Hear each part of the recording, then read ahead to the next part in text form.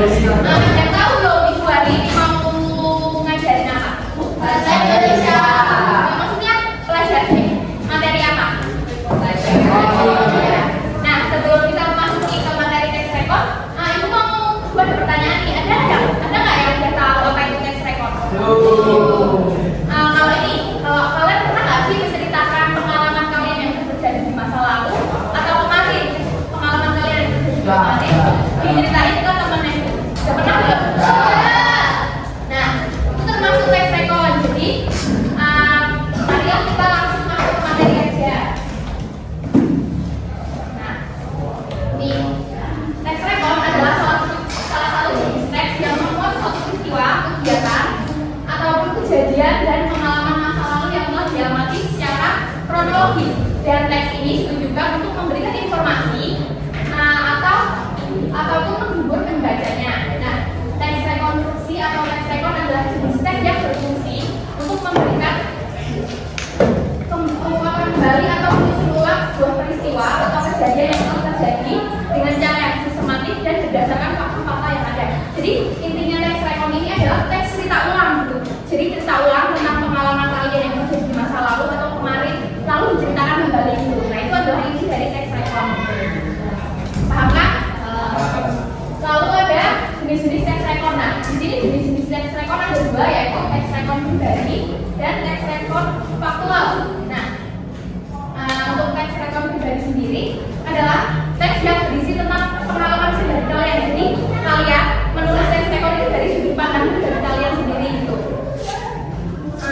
Nih, menulis menyusun ulang atau menceritakan kembali sebuah peristiwa dari sudut pandang pribadi. Jadi yang tadi itu teks rekor umum. Nah, yang ini adalah jenis-jenisnya di teks rekor pribadi. Misal kalian habis mengikuti lomba gitu. Nah, kalian menceritakan secara rinci, secara jelas lombanya bagaimana, tapi dari sudut pandang kalian. Jadi bahasa yang digunakan pun akan sangat reflektif dan mengandung emosional seperti itu.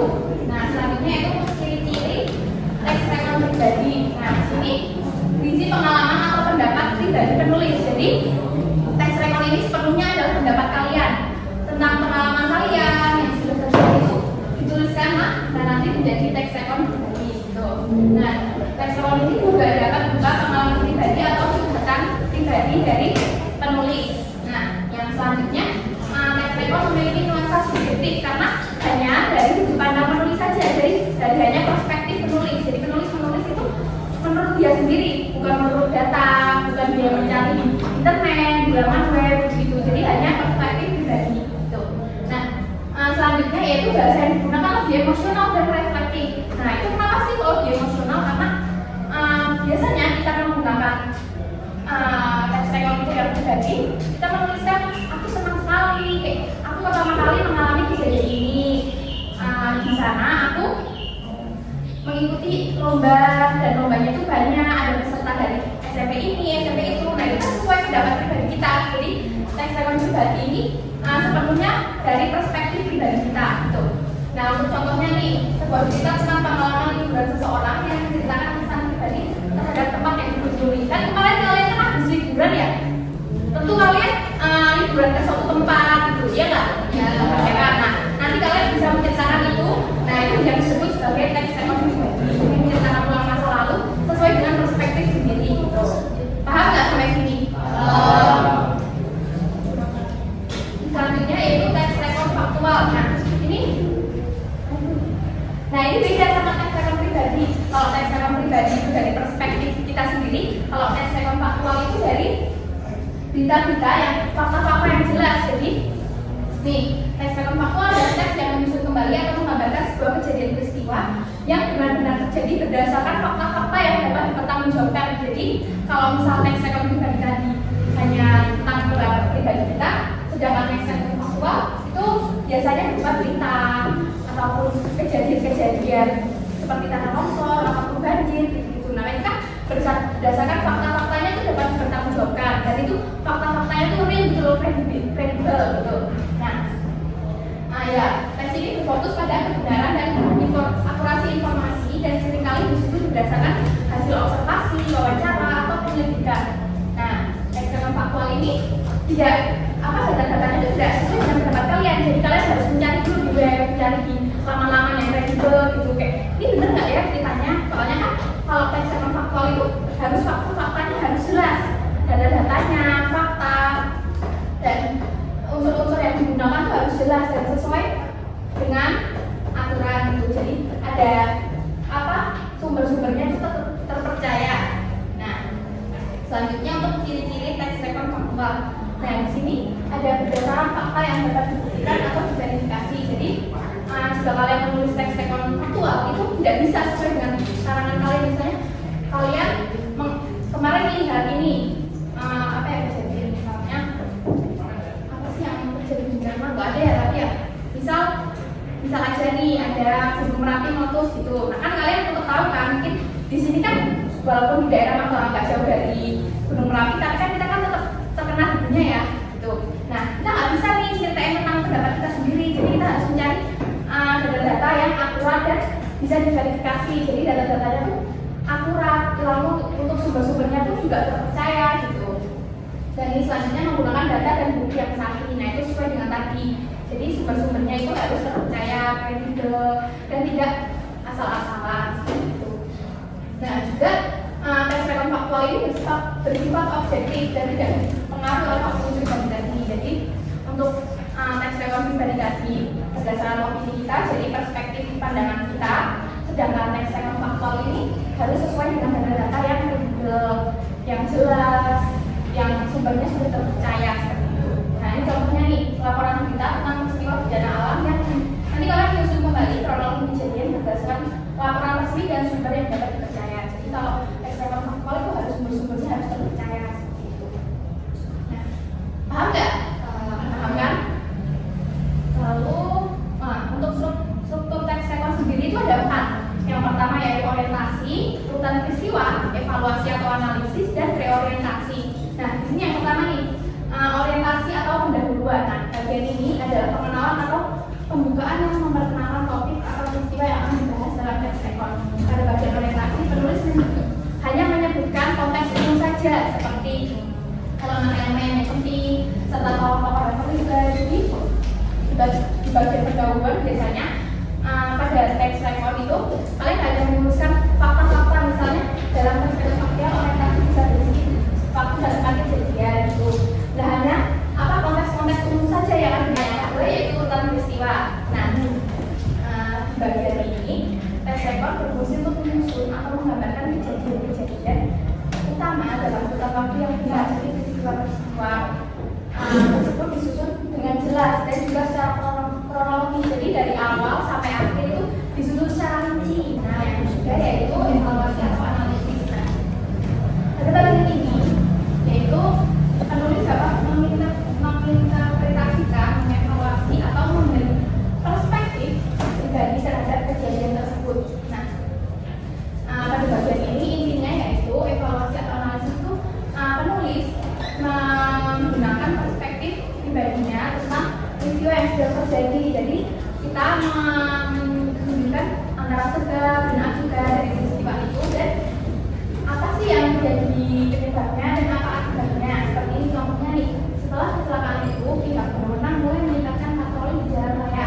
Ini kan yang terakhir atau orientasi yaitu memberikan gambaran akhir terkait dengan kejadian atau suatu peristiwa yang terjadi. Nah biasanya di bagian akhir ini penulis menyimpulkan bahwa bagian ini ada saran, misalnya saran untuk suatu kejadian, misalnya apa yang telah terjadi dan memberikan gambaran tentang apa yang terjadi setelah peristiwa tersebut. Ini contohnya itu peristiwa tersebut mengingatkan kita akan pentingnya keselamatan di jalan raya dan perlunya kesadaran bersama untuk mencegah kecelakaan yang serupa. Ini kan merupakan saran atau gambaran akhir dari suatu peristiwa. Biasanya rekomendasi itu berada di bawah paragraf, di bawah suatu teks itu di bawah paragrafnya.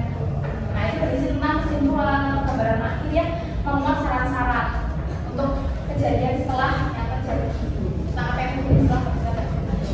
Nah sebelum masuk ke sini, gue mau ngasih game ke kalian. Nggak game sih, seperti tugas, tapi kan ini kan kalian berkelompok satu baris kan. Nah ini kan dari tugas ini tentang struktur teks kan ada 4. Nah nanti ibu bagi ini. Kamu nanti mencari orientasi, lalu kamu mencari tentang peristiwa, kamu evaluasi, lalu kamu reorientasi. Nah, itu ibu cuma kasih sampai jam kurang ya. Berarti nanti setelah istirahat. Itu ya kalau benar. Dia kalau